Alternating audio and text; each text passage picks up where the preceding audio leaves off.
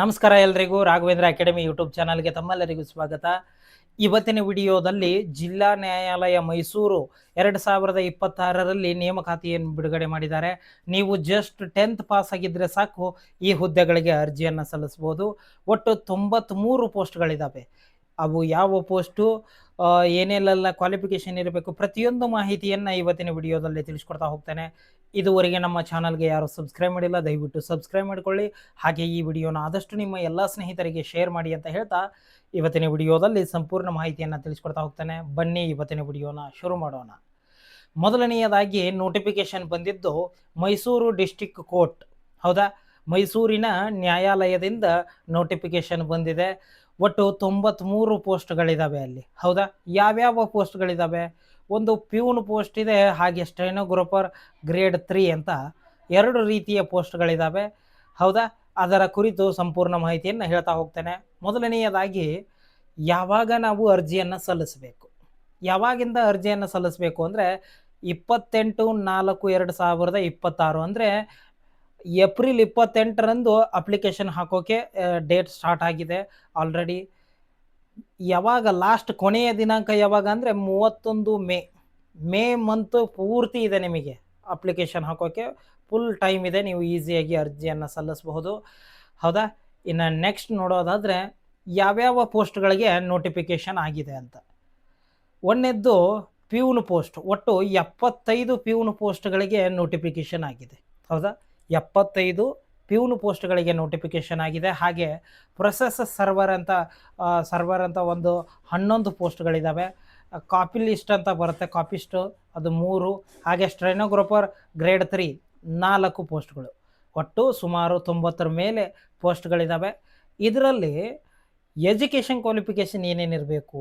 ಇವಾಗ ನೀವೇನಾದರೂ ಪ್ಯೂನು ಮತ್ತು ಪ್ರೊಸೆಸ್ ಸರ್ವರ್ ಅಂತ ಇವು 2 ಪೋಸ್ಟ್ಗಳಿಗೆ ನೀವು ಅರ್ಜಿಯನ್ನು ಸಲ್ಲಿಸ್ತೀರಿ ಅಂದರೆ ನಿಮ್ಮದು ಜಸ್ಟ್ 10th ಮುಗಿದಿದ್ರೆ ಸಾಕು, ನೀವು ಅರ್ಜಿಯನ್ನು ಸಲ್ಲಿಸ್ಬೋದು.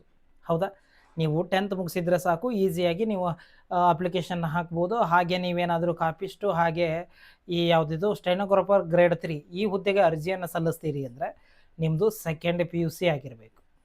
ಸೆಕೆಂಡ್ PUC ಆಗಿರಬೇಕು. ಅದರ ಜೊತೆಗೆ ಈ ಸ್ಟೆನೋಗ್ರಾಫರ್ ಸರ್ಟಿಫಿಕೇಟ್ ಕೇಳುತ್ತೆ, ಅದನ್ನು ನೀವು ಕೊಟ್ಟರೆ ಅಪ್ಲಿಕೇಶನ್ನ ಹಾಕಬಹುದು. ಅದು ಇದ್ದರೆ ಹಾಕಿ, ಇರಲಿಲ್ಲ ಅಂದರೆ ನೀವು ಜಸ್ಟ್ 10th ಪಾಸ್ ಆಗಿದ್ದರೆ ಪ್ಯೂನು ಮತ್ತು ಈ ಪ್ರೊಸೆಸ್ ಸರ್ವರ್ ಅಂತ ಇದೆ ನೋಡಿ, ಈ ಹುದ್ದೆಗಳಿಗೆ ಅರ್ಜಿಯನ್ನು ಸಲ್ಲಿಸಬಹುದು. ಹೌದಾ, ಇನ್ನು ನೆಕ್ಸ್ಟ್ ನೋಡೋದಾದರೆ ಸ್ಯಾಲರಿ ಎಷ್ಟಿರುತ್ತೆ ಅಂತ ಒಂದಿಷ್ಟು ಜನಕ್ಕೆ ಡೌಟ್ ಇರುತ್ತೆ. ಈ ಪ್ಯೂನ್ ಸ್ಯಾಲ್ರಿ ಎಷ್ಟಿರುತ್ತೆ ಅಂದರೆ ಸುಮಾರು 27,000ದಿಂದ 46,000ವರೆಗೆ ನಮಗೆ ಪರ್ ಮಂತ್ ಸ್ಯಾಲ್ರಿ ಬರುತ್ತೆ. ಹಾಗೆ ಪ್ರೊಸೆಸ್ ಸರ್ವರ್ ಅಂತ ಈ ಹುದ್ದೆಗೆ 31,000ದಿಂದ 61,000ವರೆಗೂ ನಮಗೆ ಸ್ಯಾಲ್ರಿ ಸ್ಲಿಪ್ ಇರುತ್ತೆ. ಈ ಕ್ಯಾಪಿಸ್ಟ್ ಅಂತ ಇರುತ್ತೆ ನೋಡಿ, ಅದಕ್ಕೆ ಸುಮಾರು 34,000ದಿಂದ 67,000ವರೆಗೆ. ಸ್ಟೆನೋಗ್ರಾಫರ್ ಗ್ರೇಡ್ 3ಗೆ 44,000ದಿಂದ 83,000ವರೆಗೆ ನಮಗೆ ಸ್ಯಾಲರಿ ಸಿಗುತ್ತೆ ಅದರಲ್ಲಿ. ಇನ್ನು ಏಜ್ ಎಷ್ಟಿರಬೇಕು?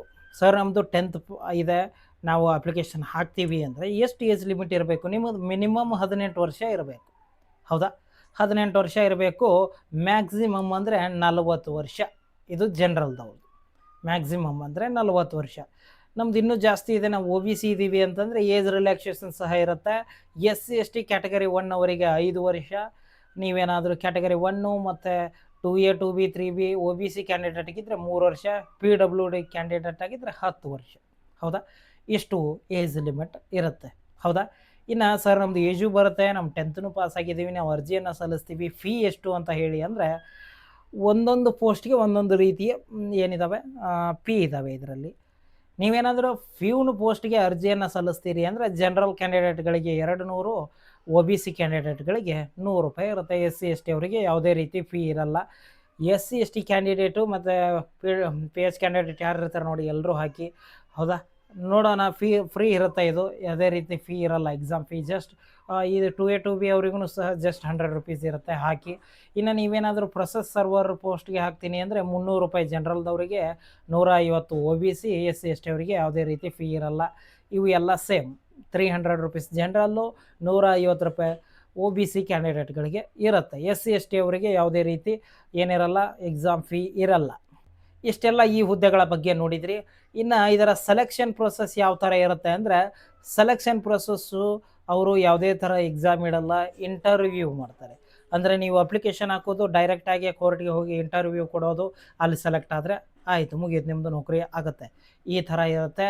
ಈ ಹುದ್ದೆಯ ಬಗ್ಗೆ ನಿಮಗೇನೇ ಹೆಚ್ಚಿನ ಮಾಹಿತಿ ಬೇಕಾದರೂ ನನಗೆ ಕಮೆಂಟ್ ಮಾಡಿ ಅಂತ ಹೇಳ್ತಾ ಇವತ್ತಿನ ವಿಡಿಯೋನ ಮುಗಿಸ್ತಾ ಇದ್ದೀವಿ. ಧನ್ಯವಾದಗಳು.